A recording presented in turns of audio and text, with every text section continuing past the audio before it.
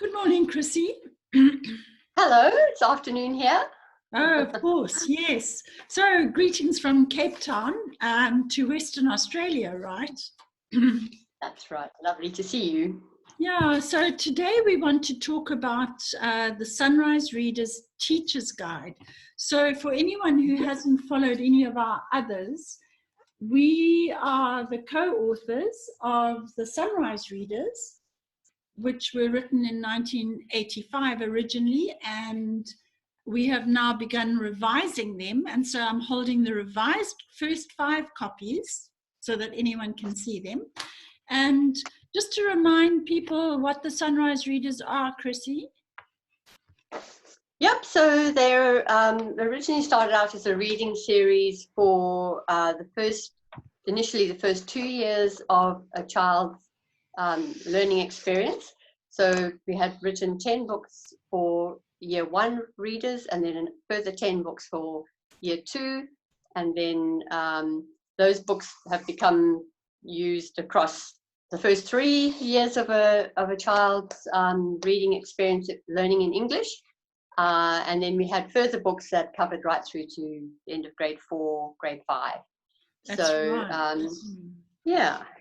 So the Sunrise Readers have been established in Zimbabwe since 1986, basically. We wrote them in 1985, and they are a very well-known, well-proven product, a reading scheme that takes the child, as you said, from their first reading and English experience and just incrementally growing until they're reading competently.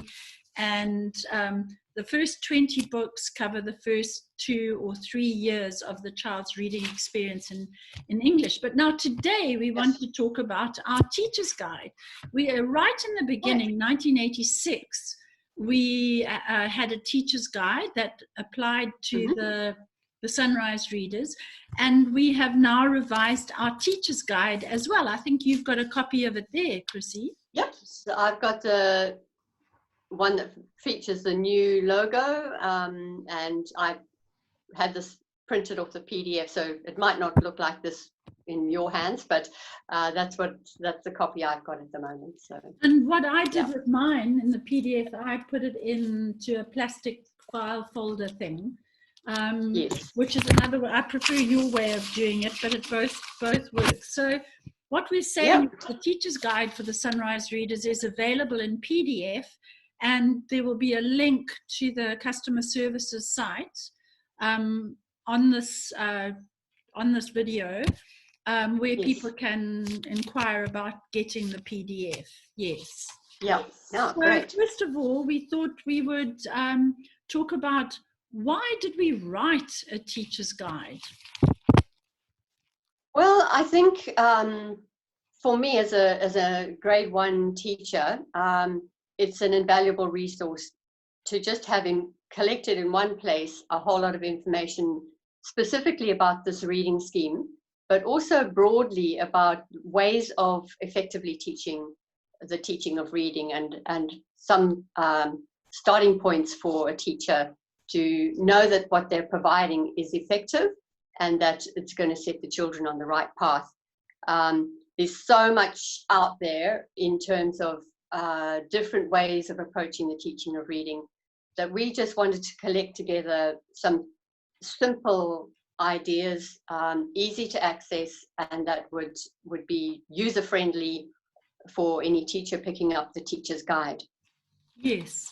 I think that I've always felt, I was junior trained and you were what we called infants trained, but for the first years at school. And I always thought, looking at our original teacher's guide and now the revised and updated one, that without having had any training at that stage in the teaching of reading, I would have had a very good starting point from our teacher's guide as to where to start.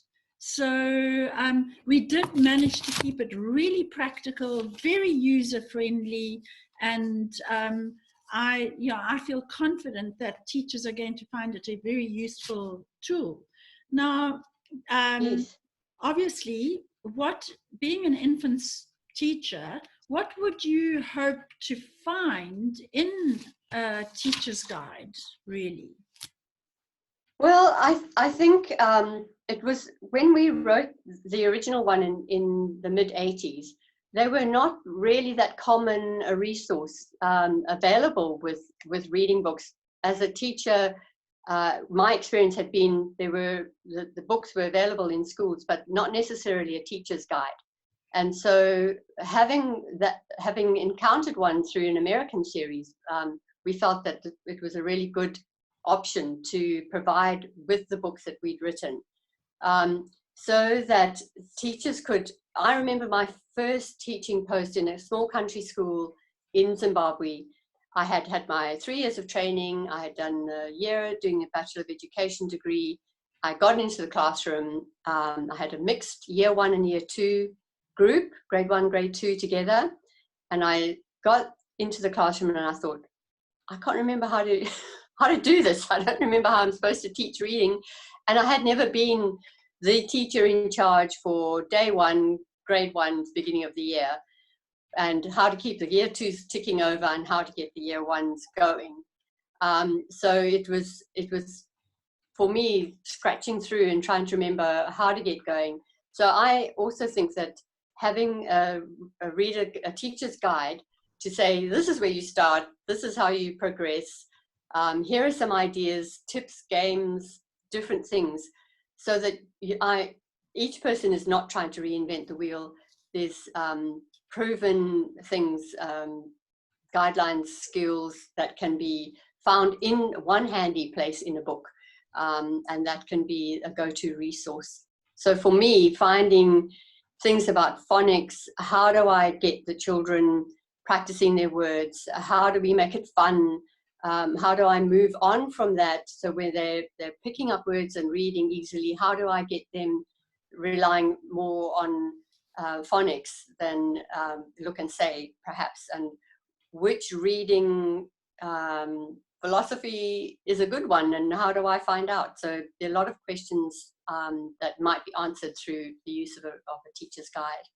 And I think that as you're talking, I know that our hearts are to offer teachers as much support as we can, because we are teachers. And also we realize how tough it is very often when, like you started in a rural school in the middle of nowhere. It wasn't easy. We didn't have the internet in those days, so it wasn't easy to reach out for help. And our heart is to really support teachers who feel vulnerable like that. And teacher training, no matter how good your institution is, it's just giving you a starting place, and there's so much to learn. And I really feel that we did succeed in offering teachers who just needed to have an easy place, not difficult language, all this psychological terminology, but an easy place to start. Do this, do this, do this, do this. And as you say, there are many ways to teach reading, but we've offered a very simple process that works. And we're fortunate that we've got like 30 years of the Sunrise readers having proved themselves in Zimbabwe. So we're not kind of promoting a new product.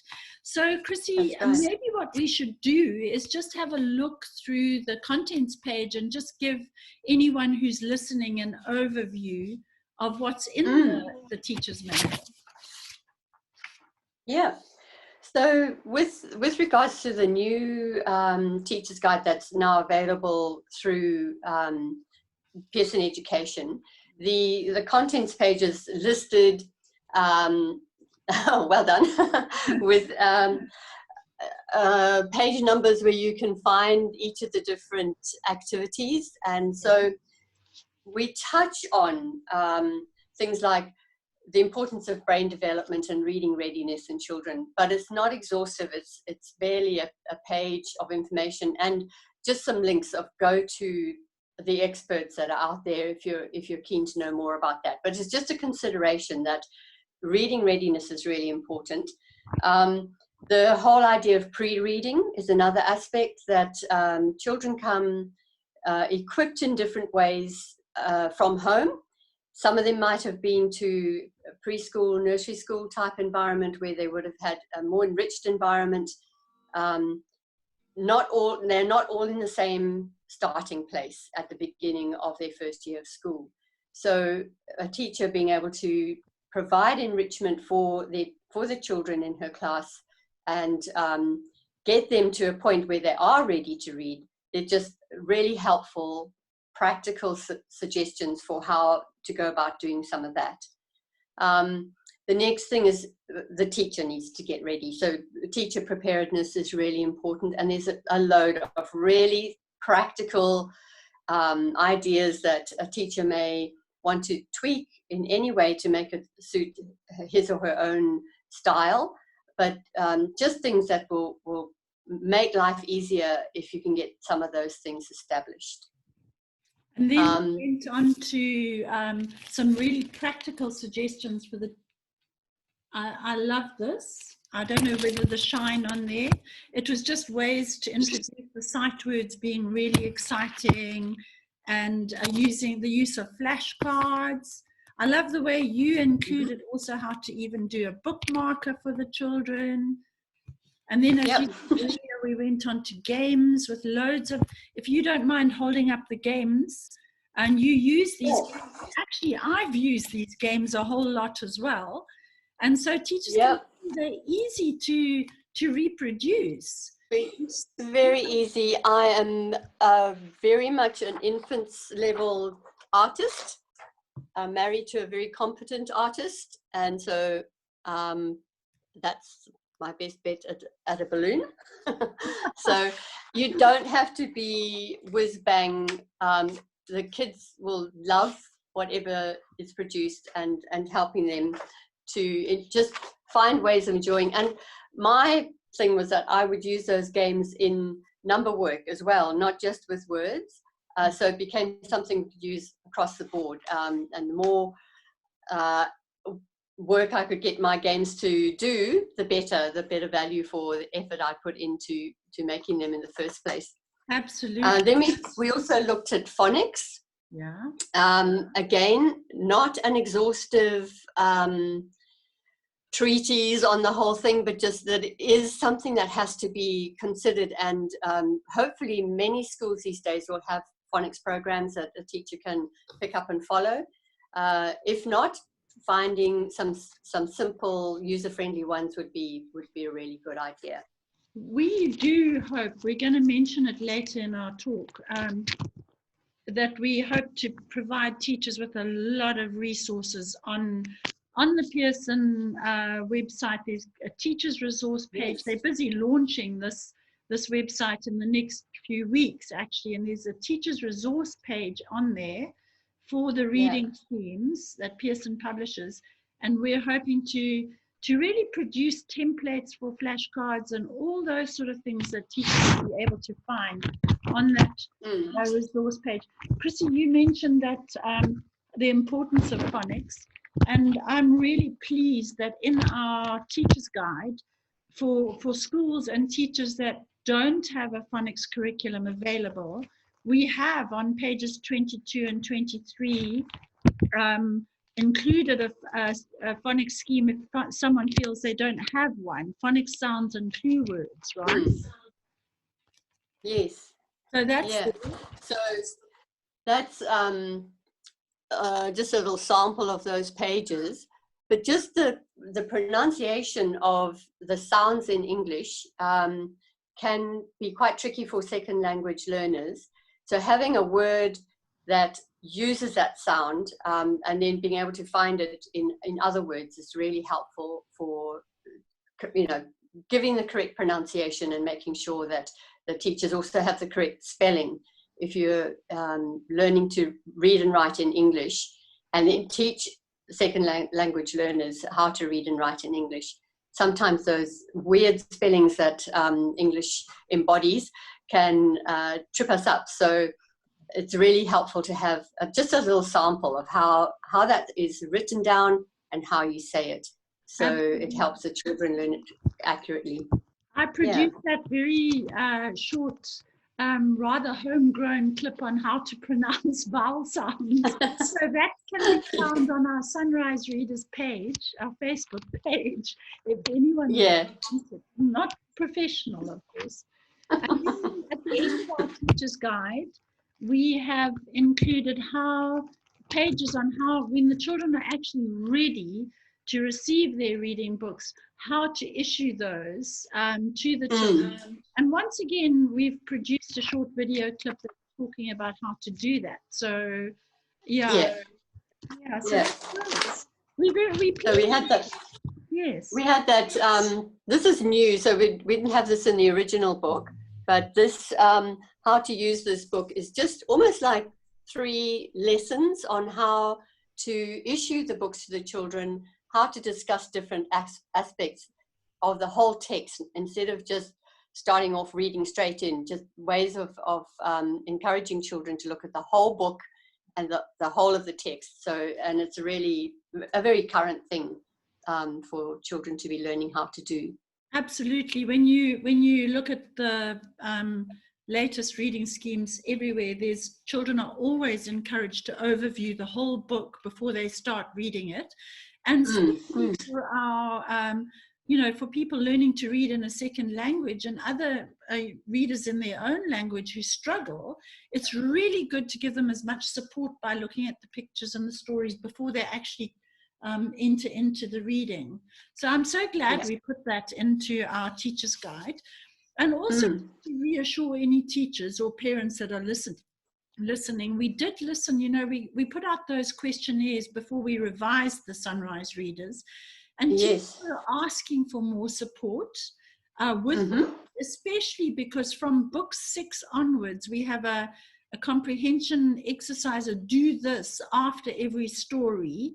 And teachers did say, could we give them the answers to that? Now, the answers are really simple, but on the teacher's resource page on the website, we will be putting things like those answers. We will put what the teachers asked us for. And hopefully we're going to develop that resource page, the support there. And we do know that it's quite hard for teachers to get data, and not everyone's going to find it so easy to access the website, but most people are accessing internet materials these days. So hopefully we'll have quite an abundance, not just of teaching aid templates, but also lesson ideas. And these days, of course, the whole world is getting away from hard copy books and offering resources on the internet. So we have a lot of dreams and hopes for supporting our teachers further. So Chrissy, was there anything else we hoped to say? We wanted to keep this a bit shorter so that we don't use everyone's data up. But did we cover everything?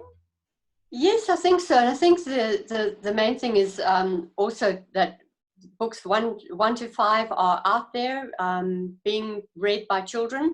Books 6 and 7 are at the printers. Book 8 is well on its way. Book 9, we've seen the rough artwork that's going to be produced in color. And then book 10 will be on its way. So books 6 to 10 will soon be in the stores, available through Pearson. And basically, I think we wanted to let people know that there is a teacher's guide, and hopefully just this quick overview will help teachers to know that it's a useful resource that is available. Also, obviously, to talk about the teachers resource page on the Pearson website that will have a Sunrise landing spot, and people will be able to find that information, not only about the Sunrise Readers, but about the teacher's guide as well. And in the meantime, we're using our Sunrise Readers Facebook page to offer all of these things. So, what is available now is accessible on our Sunrise Readers Facebook page. Yes. So, so we just want to say to all you amazing teachers and parents out there, we so appreciate you. You are really at the coalface, as we would say, the cutting edge, working with our precious children, encouraging them, and growing up. And we always feel that you are the ones who are helping to form the next generation. We really appreciate it. Absolutely. Yeah. Yeah. Wonderful. Yeah, Keep strong, keep going. that's right. And so goodbye for now. Goodbye then. Bye, everybody. Bye.